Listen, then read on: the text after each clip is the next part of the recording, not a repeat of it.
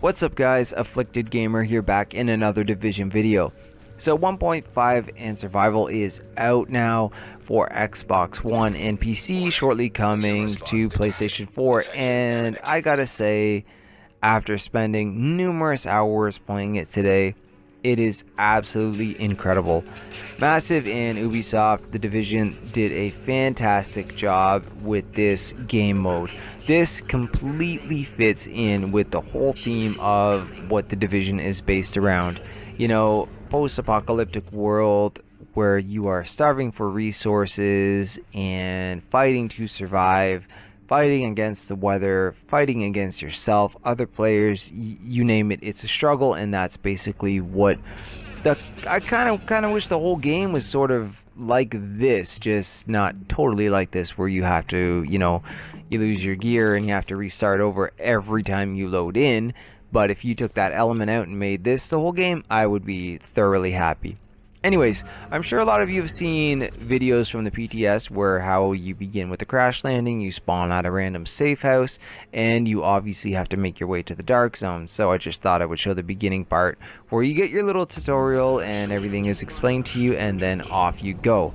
So now it's a very, very different experience whether you have someone to back you up, whether you're in a group, two-man, or solo. I'm telling you, this made a huge difference. One, I noticed by yourself, you have to worry about septic shock, hunger, thirst, things like that a lot more.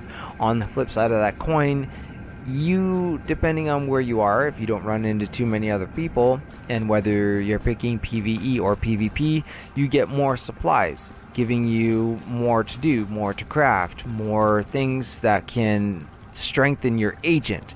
When you're with somebody else, and that's something I did tonight, it's really, you really got to pick and choose who gets what, because despite being in the safe houses out in the wild, if you open up a box of fabric, say you guys see one, you have to decide who is going to get that. If you open up something and there's a piece of clothing, who is going to take what and when and where? All of that has to be decided and divvied out, which makes it a little bit harder because you can't just share it like you can in the open world. So you really have to keep your eye out, for things like that, things like this right here, food, etc. All the things that you need for yourself, everybody else that you're with is also going to need for the battle that you're going to face at the end. And those that say it's easy, well, you know what, maybe it was easy in the PTS, but this is the real deal. This is here. And I would say the only way the ending of all of this would be easy, fighting the hunter and things like that, would be if you somehow manage to make it in a very good amount of time. We're lucky with finding enough materials to craft. Got yourself a fairly decent setup in terms of weapons and gear, or sadly, if you feel kind of bad for someone else that didn't make it, where I stumbled across somebody else's stuff, and you can upgrade from green to at least some purple gear, which is what I did right here. Somebody died and there was just a pile of stuff, and look what I was walking into the end battle with, right? Here I am in the dark zone wearing greens, going up against level 30 enemies with a blue gun. It's and a sidearm that's green. It was a little bit of a challenge, but it is also a lot of fun. You really have to pick and choose. You have to really be concerned with that septic shock because it comes up so often. It comes up a little bit less when you're in a team. I noticed that. Same thing with the thirst and hunger, but by yourself, this thing is going to drive you nuts. You're going to hear it every few minutes, maybe a little bit less at times, so you have to pick and choose wisely. On the flip side of that coin, those areas where usually you would need a dark zone key, now you're going to find sealed caches that if you manage to get them out, they're all yours for the taking, and they're going to be ready and waiting for you when you get out of the dark zone in the helicopter. So there's a lot of great elements in survival, that's for sure.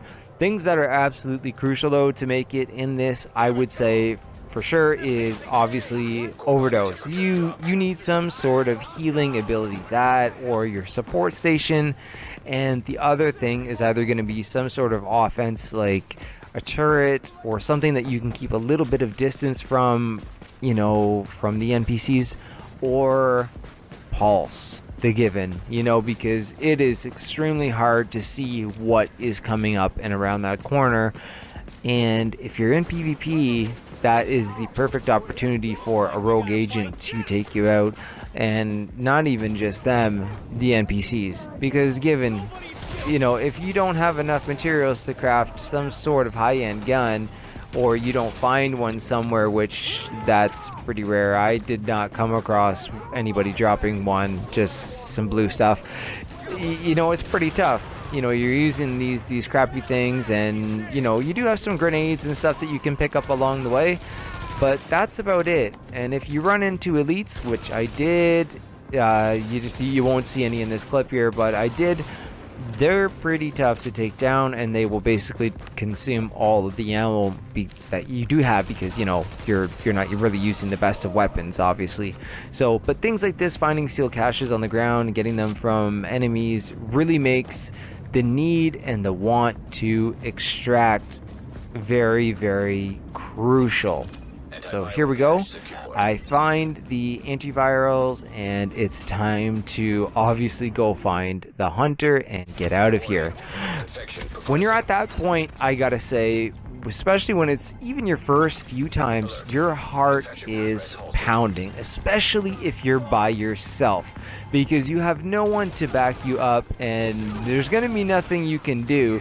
And especially if you got a bag full of goodies, you know, you want to get out of there. And man, oh man, the feeling of tension though is a positive for sure, because it brings that element of want and need and stress and enjoyment back into the game.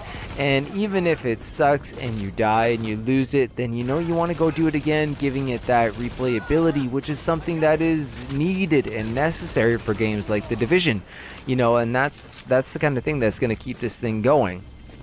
Survival for sure is a big step up even from Underground. Underground I found fun for a little while, but pretty soon you got to know everything and where everything was. It kind of eventually looked the same.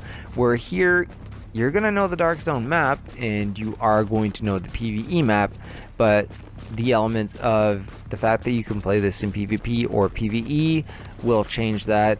The fact that there's weather, other players can take the stuff that you need. You can find a safe house, think that you're safe, and it could be absolutely empty. And if you don't have any materials, there's nothing. There's other things like, you know, I made the mistake of going into a place like that garage, that parking lot that I just bypassed. If I would have turned in there, I would have died. You know, you have to see what kind of virus filters you have, if you're, you know, if they're strong enough to go into certain areas. Choices like this right here. There are lots of NPCs around me. There is a boss to my right. Do I engage? Do I not engage? There's always going to be that sense of urgency and what do I do next? What do I do next with survival? And that's awesome. Again, there's a septic shock. And then, you know, things like right here, I'm gonna go make a turn. Oh, no, I cannot. You know, I'm super lucky actually that those LMB guys did not find me, but lo and behold, I do find myself in a trap. I went to that extraction actually because I figured after I got the antivirals, I could just call them in, but no, you can't. You have to kind of go to where the flashing exclamation mark is, and enemies are going to chase you down no matter where you go. So beware and choose wisely with what you do, and how you run your setup is going to be my overall say of how to approach survival. Overall though, my opinion on it for sure is that it's a definite upgrade. It was absolutely needed. The rebalancing of the game and everything before that was for sure necessary and helps this 100%. The new weapons and everything are amazing to use, so you know, and the fact that you can get a blue and purple versions of them are going to be cool, because I like to get my hands on some of those, especially when I'm doing survival, not just in the regular game world. And then things like this, the fact that you can heal yourself, that is new and that is cool, and I like that it's not overused and it's not just put everywhere and you can just do it non-stop, because then that would take kind of the realness feeling out of the game, you know. So yeah, I like this. Now sadly here I did not make it, and that's fine. You know, I wanted to show players and show everybody and people that are waiting on PS4 for this that this is what can happen if you're not careful. And the tips that I gave ahead of time were from a learning lesson, you know, from my experience in here by myself and when I was with a team. So it really does make a difference, and you really do have to be careful. So overall, survival in 1.5 is absolutely incredible. I think everybody's going to enjoy this, and the Division is back, that's for sure. Sadly, and kind of cool, when you die, you may be lucky and find someone to pick you up, or you may just have people waiting for you to, you know, end survival and scoop up your loot. After that, you'll see what your achievements are, and you will get a sealed cache to keep in the real world. So, you know, that's all a plus plus. Anyways, guys, hopefully you enjoyed the video. If you did, drop a like. If you're new to the channel, consider subscribing for more Division content like this, and obviously much more on the way with survival. And that is it for me, guys. So good luck with the hunt and being the hunted, and I will see you guys in the next video.